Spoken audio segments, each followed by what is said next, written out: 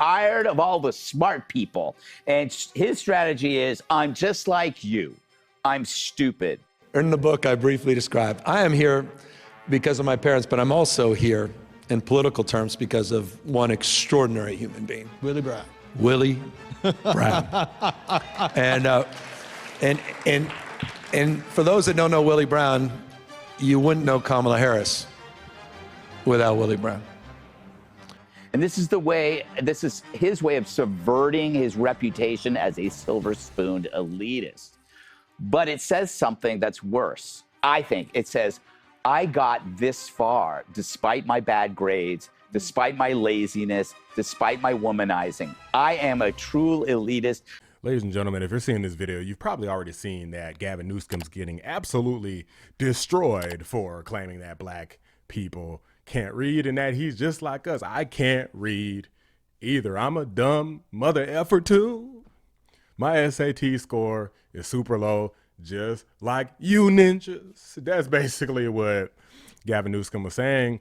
And to make matters perhaps even worse for him, this guy is now betraying the Democrats. He's abandoning identity politics. So the report, for those of you guys who don't know, the DNC ran a report to show what were the problems with the Democrat Party.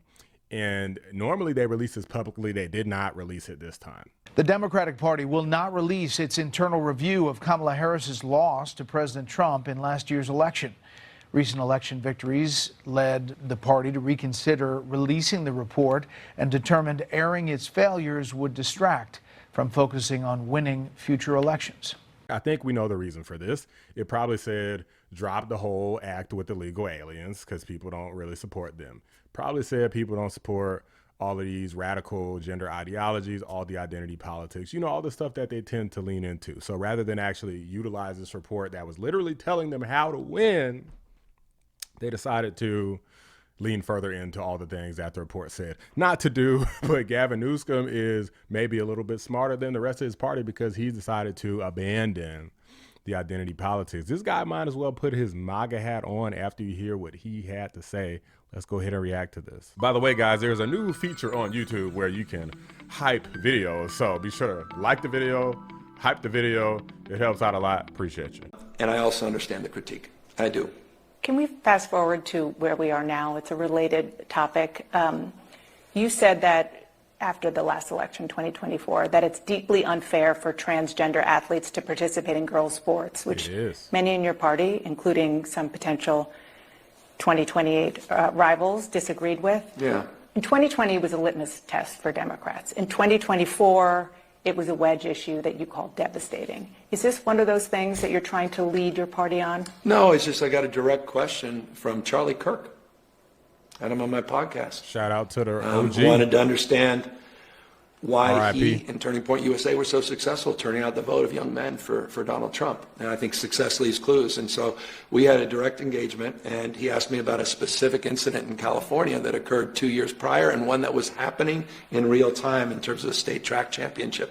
And he described the conditions, and I said, no, that's deeply unfair because it took away the opportunity for another athlete to succeed. And I said that, and I believe that. And it's not out of an indictment to the trans community, quite the contrary. Does this sound like something that the radical left has been saying? Like, these people have been fully leaning into every radical ideology imaginable.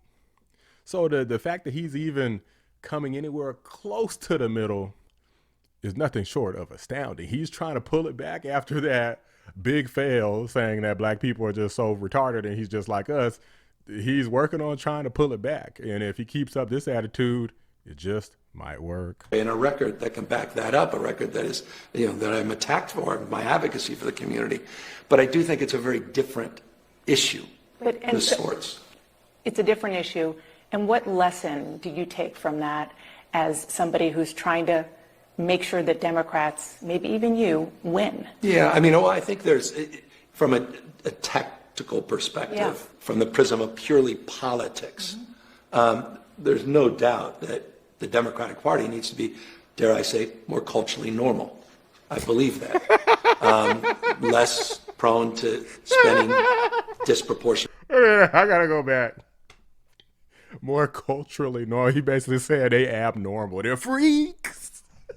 Freaks, I tell you. It's about time he acknowledged the truth. Man, is people going to eat him up are they going to throw him under the bus? Maybe they can't throw him under the bus because they want to win in 2028. So maybe they can't throw him under the bus. Maybe he is their solution. And maybe if he tries to pivot early enough, see, this is what Kamala Harris should have been doing. If you pivot early enough, people might actually start to believe it. Even if it's false, even if it's fake, if you try to just pivot and change everything in like 2 freaking months like Kamala Harris did, of course people aren't going to believe it because it's stupid as hell. You shouldn't believe it pivoting 2 years before the presidential election either, but it's still better than doing it 2-3 months before. But let's keep going. There's no doubt that the Democratic Party needs to be, dare I say, more culturally normal. I believe that. Less prone to spending disproportionate amount of time on pronouns, identity, politics, more focused on tabletop issues, things that really matter, the stacking of stress in terms of electricity bills and child care costs and health care and obviously housing costs, and how easily we get trapped in that, how I've fallen prey to that. I mean, here I was, way out front on marriage equality, so I understand this from both on the receiving end of this and on the front end of this, leading the pack. So I think there has to be some consideration of that. But I think if you can't hold the line on competitive sports, again, sports, there's some nuance in this larger conversation. But competitive medal sports, if we can't find that nuance, I think we're going to lose a lot of people we're not going to get invited in a larger conversation. So I do think we have to be more sensitive in that respect. I do want to ask you about. Wow, guys. I mean, get this man his hat. Hell, my hat. Look, I see it, but it's a little too far for me to grab as a prop for this video. But guys, as a matter of fact, no, I got the dang where's all my freaking hats, man? Hold up. Look, I got this one. I don't have a red one, but I got this one. Okay, give Gavin Newsom his hat because this guy is straight up betraying his party. I know for a fact that people are going to come out of it. The trans community is going to be on his ass. They're going to tear him up. I'm telling you guys, I will admit I'm impressed.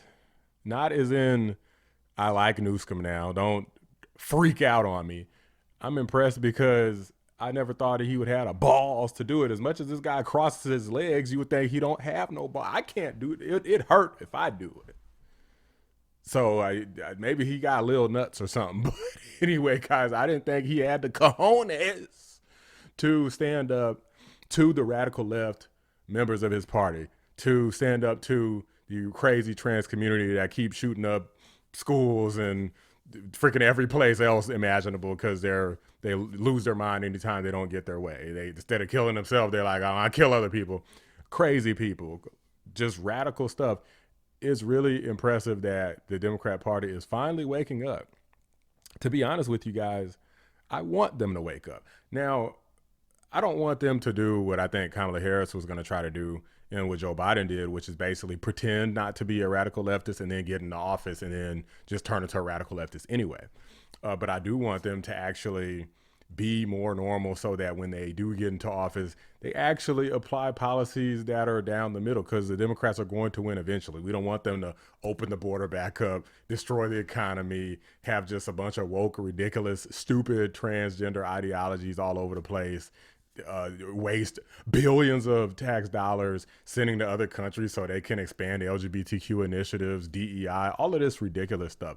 I don't want any of that stuff to happen. I want people who are focused on America still, even if it does look different than what Trump does, because we can't keep the Democrats out of office forever. Eventually they're going to get in there, and when they do get in there, we don't want them to just F everything up like they did under Sleepy Joe's administration. But guys, do you think that Newsom here is telling the truth, or you think that he's just going to get in there and just F everything up just like he did out in California? Let me know what you guys think. Drop a like on the video, subscribe to the channel if you're new. I appreciate you guys watching.